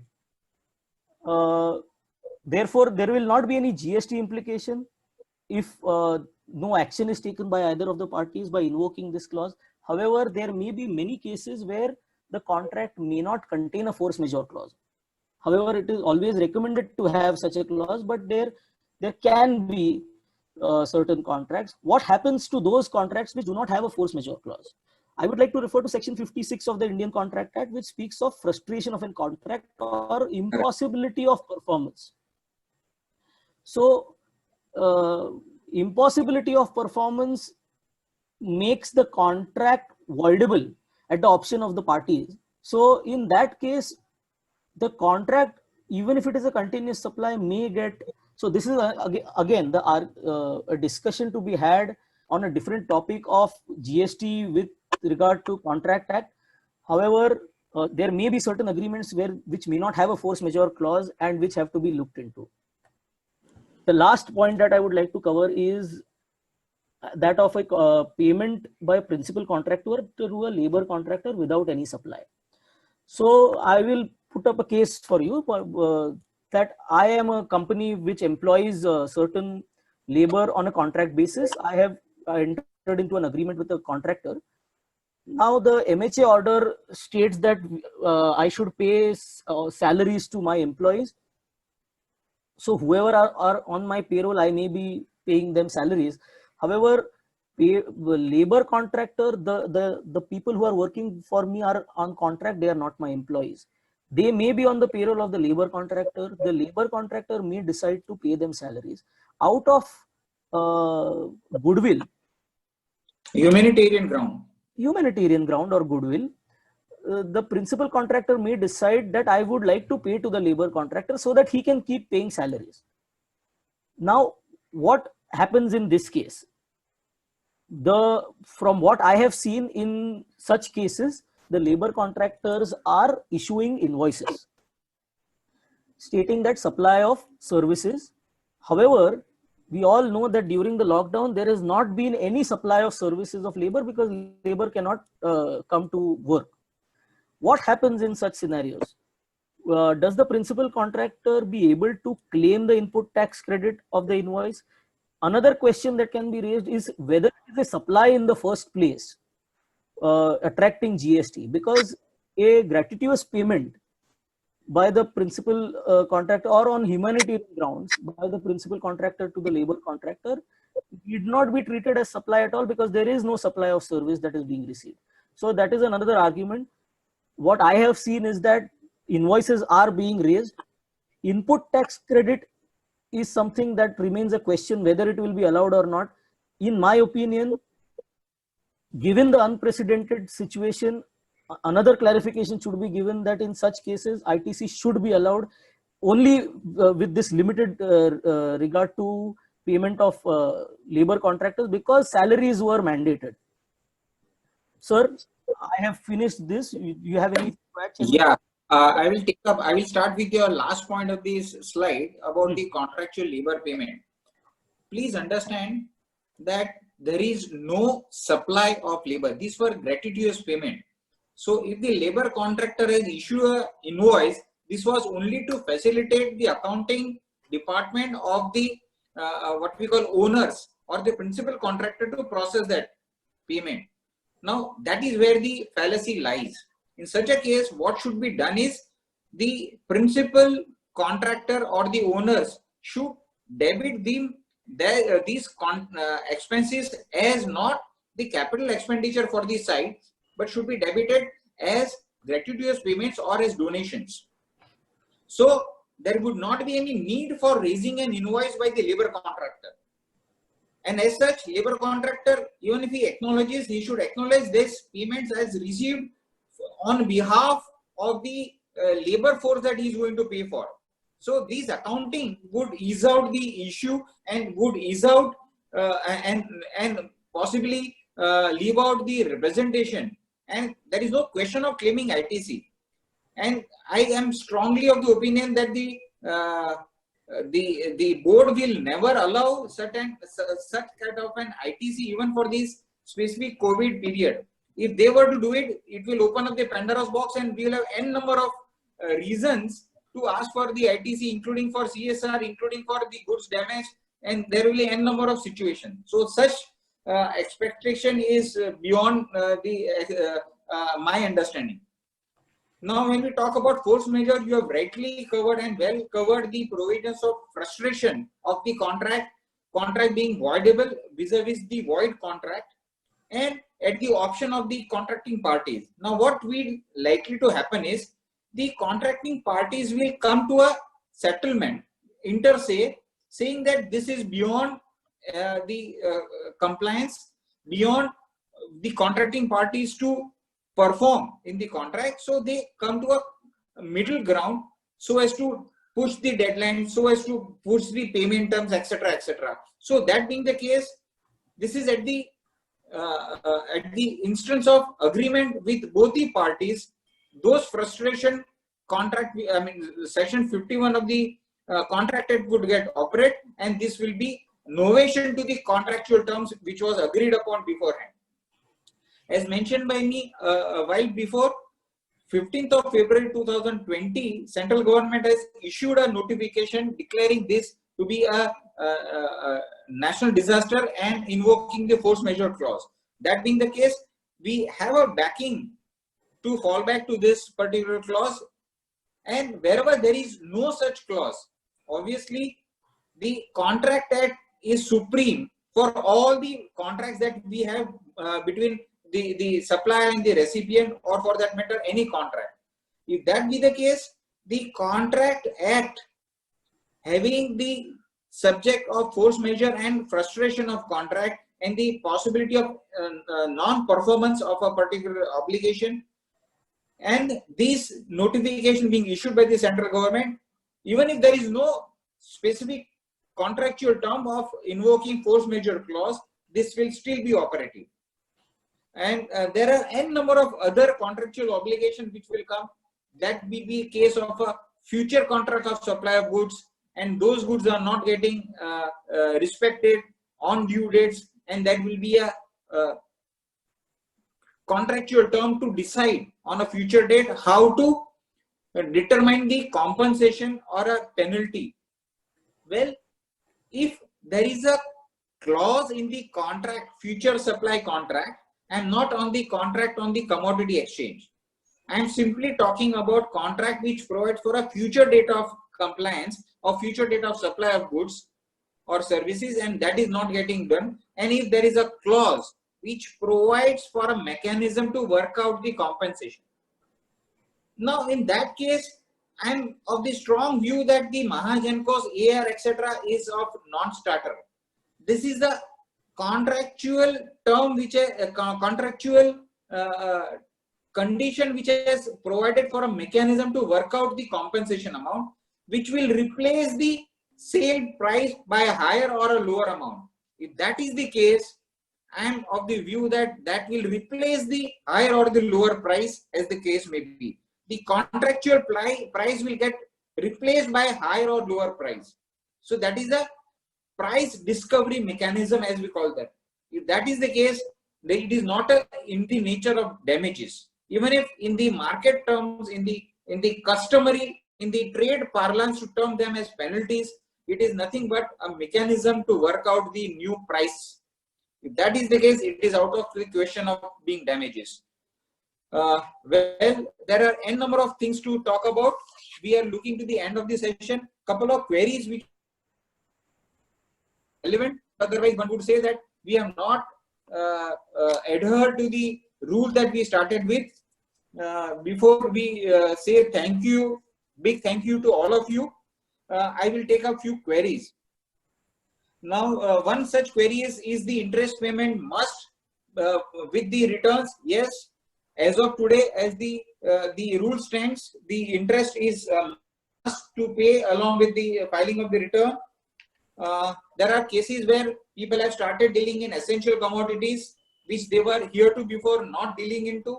What should be done if I apply for the addition of such commodities later on?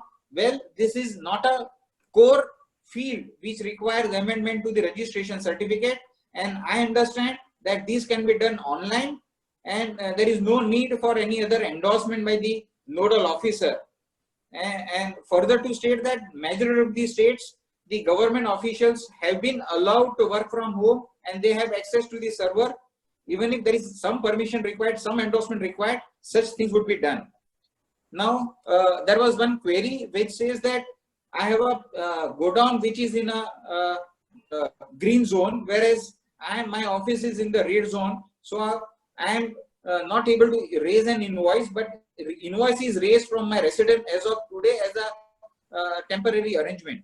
So should I declare my residence as a place of business? Well, please go to the definition of place of business.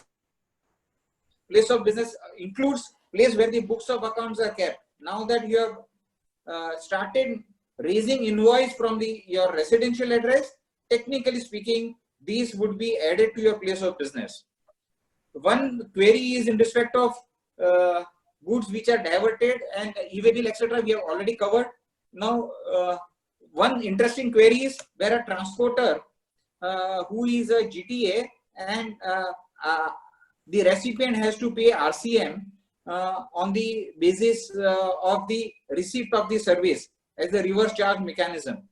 Now, if the recipient do not pay, will the transporter liable to pay? The answer is clear no. There is no such transfer of obligation from a reverse charge to a forward charge in this case. So that also gets addressed to. I believe we have been able to answer all the queries that are there. The last few chats which are there for sharing the PPT, etc. Let the management take call on that. And others are the message appreciating the presentation of Aditya and some comments of mine. So I acknowledge that gratitude on your behalf. Extended to me so graciously by you. Aditya, I thank on your behalf also to the organizers for giving this opportunity. Over to the organizers. Thank you. Before it is taken forward, Mr. Chaitanya Sadekar from Satara has raised a query which is fairly a long one. I request, we'll not take up time over here right now, sir. My email address was stated there. It is aditya@surteandco.com. Please share your query on email. I would be happy to respond to it. This is a very long one. Yes. Yeah. We'll not take up the participants' time here. We are already overshot. Yeah. So when I started, it appeared. When I started to talk, it appeared. Yeah. I know. So that is, I just share this email address so that he can take it down. Yeah. Yes, sir. That is all. Thank you so much, sir. Thank you very much.